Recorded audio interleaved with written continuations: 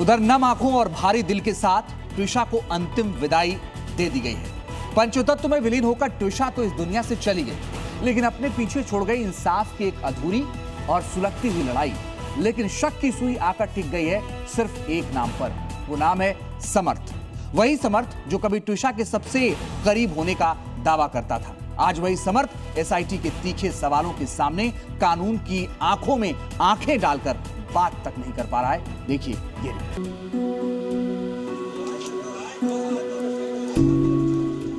एक हंसती खेलती जिंदगी और अचानक उसका खौफनाक अंत।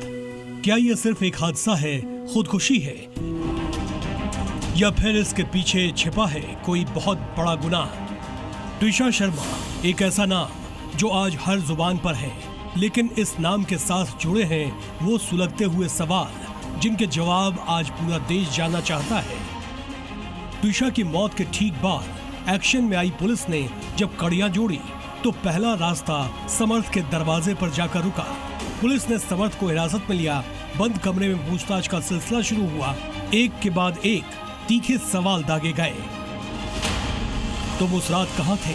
ट्विशा के साथ आखिरी बार क्या बातचीत हुई? दोनों के बीच क्या विवाद था?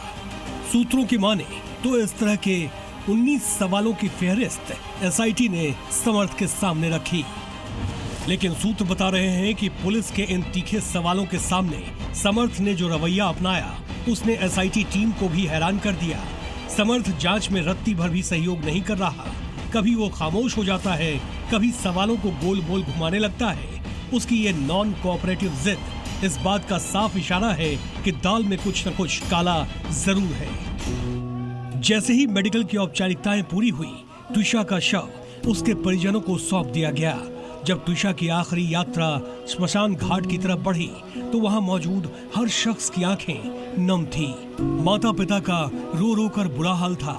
वो बेटी जो कल तक सपनों की उड़ान भर रही थी, आज वो कफन में लिपटी खामोश सो रही थी। और फिर पंच तत्व में विलीन हो गई ट्विशा।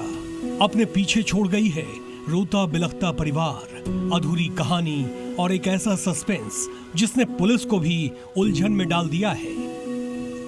हमारा यही मानना है कि विक्टिम के परिवार की जो आशंकाएं थी, जो उन्होंने बताई हैं, शुरू से रेस करी हैं, कहीं ना कहीं इस प्रकरण में सभी इंस्टीट्यूशंस का बायसनेस रही है।